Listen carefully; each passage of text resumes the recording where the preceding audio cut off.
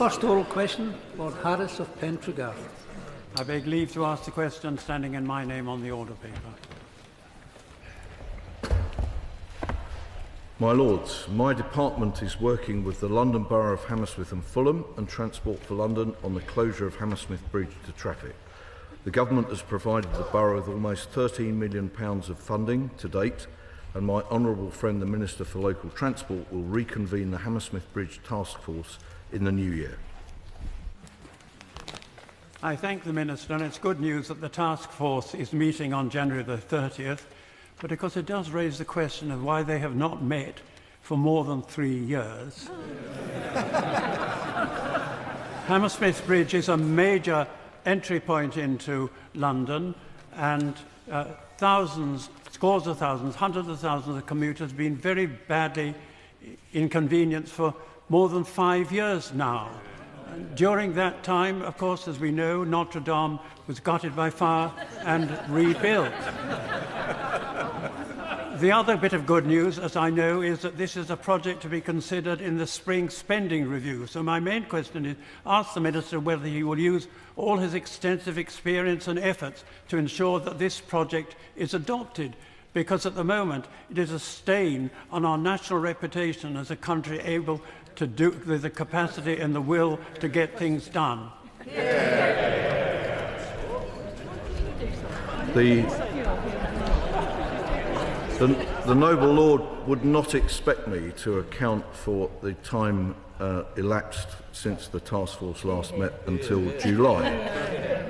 But it is now going to meet, and the good news is that the work that's been done, which will be finished in April 2025, which has been beset by delays and cost increases due to skills scarcity and inflation, but that stabilisation work should be finished by April 2025. I would say to him, it is an iconic structure. It's perhaps not as iconic as the Notre Dame, but it is certainly useful locally. But I'd also remark to him that the bridge was built in 1887 from wrought iron. It's been bombed twice by the IRA. It hasn't been properly maintained for decades, and it did nearly fall down 5 years ago. I can also say to the House, some of the noble lords know that I can drive a public service vehicle. I must be the only person here who's driven one over Hammersmith Bridge in traffic, and I can tell you that the forward motion of the bus was also accompanied by the lateral motion of the bridge and the vertical motion of the bridge. It's the only time driving a bus I've nearly felt seasick. My Lords, Hammersmith and Fulham, I would like to say that although there has been some inconvenience, the fact is there has been much better air quality too, and I would be really interested in what the Minister has, the Noble Lord the Minister has to say about the possibility of an electric shuttle service running across the bridge so as to enable those people who are unable to walk across the bridge to do so with relative ease. That, it seems to me, would be much better for the air quality for those of us in Barnes and Hammersmith and Fulham, and would actually be able to be done reasonably quickly. I thank my noble friend for her question. It is a matter for the London Borough of Hammersmith and Fulham, and indeed for the neighbouring borough on the south side, of which I should declare I'm a resident, what they want to do with the bridge. What I would say is that the stabilisation work has stopped it literally from collapsing, but the capacity of the bridge to take traffic as well as pedestrians and cyclists is something that will cost a lot more money, and the boroughs are going to have to work with Transport for London to decide how the bridge is going to be used. The other feature of the bridge, which is really important, is that at least once a year it's absolutely full of pedestrians, and therefore a job that doesn't allow it to bear the weight of pedestrians for the boat race and other things won't be very satisfactory. But it is for the boroughs to decide how to deal with that. Lords, this is a sorry saga, but the impact of the closure is significant for South West London, in particular the London Borough of Richmond. So when will a full economic and environmental evaluation be carried out on the effect of the bridge's closure for this whole area? So, as I say, it is primarily for the London Borough of Hammersmith and Fulham, who have the good fortune or bad luck to own this structure, and for the London Borough of Richmond upon Thames on the south side, to decide between them what they want to do with this bridge in the future, bearing in mind the engineering evaluation about what the structure is capable of doing in the future. It was designed and built for horse-drawn traffic. It's never been particularly strong, and therefore the boroughs need to work with Transport for London to work out to what use it might be put, and I agree that there needs to be an economic evaluation of the effects of whatever happens permanently, but first they need to work out what the bridge is capable of doing after it's been stabilised. My Lords, my Lords, my Lords, I was the chair of the Hammersmith Bridge Task Force.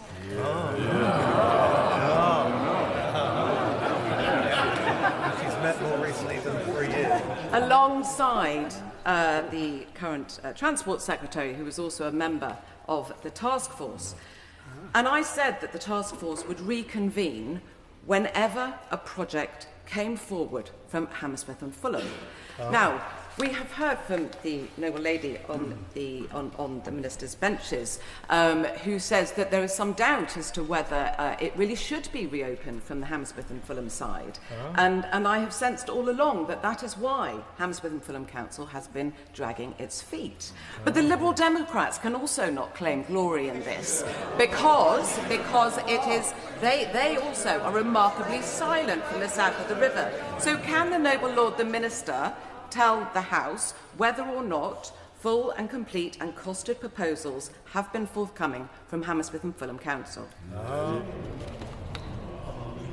We know what the range of costs for a future renovation of the bridge should be. They're very significant. They're at least £250 million, and I can't currently say how detailed that is, but I do know that's the order of magnitude of what would need to be done to move further than just stabilisation, which, as I say, will be completed.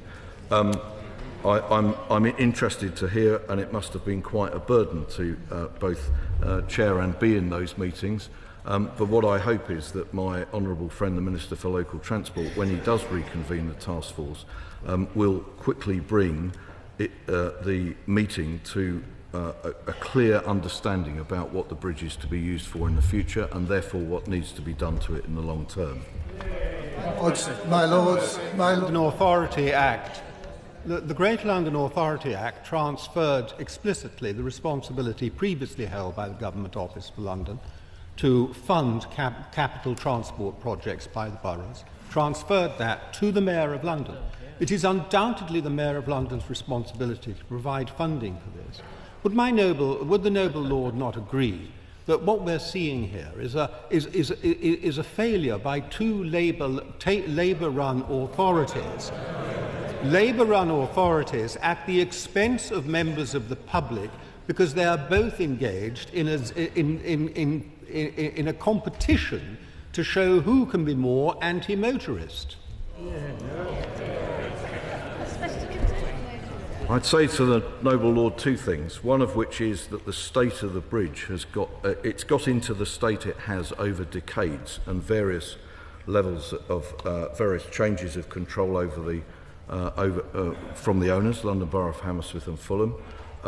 He will know better than most people that the level of settlement afforded to the Mayor of London for transport purposes by the previous government was frankly derisory, so the current Mayor of London has not been able to allocate money to all the things that he would like to.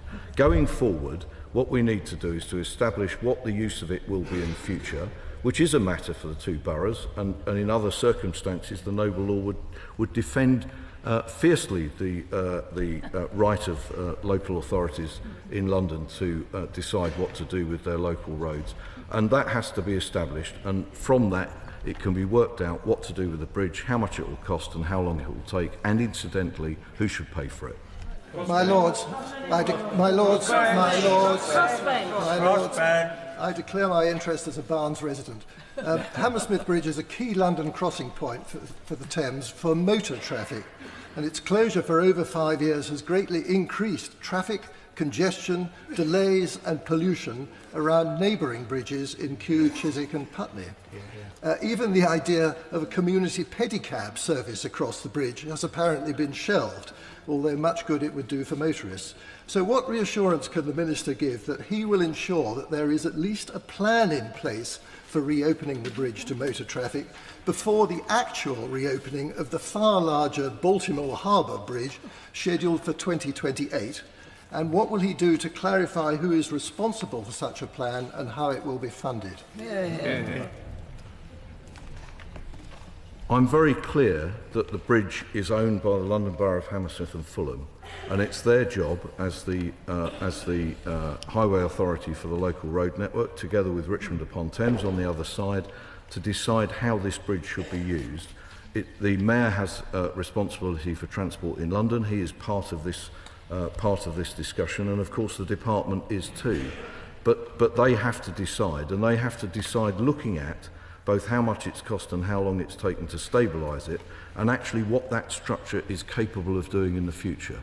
It's never been able to take heavy vehicles of any description, and as I said, latterly it was pretty unsuitable for vehicles of 7 3/4 tonnes. They do need to decide that, because the cost of doing it, the time it will take, and when it's finished does depend on that, and it's their job collectively to do it, and that's why the task force will be reconvened. Second oral question.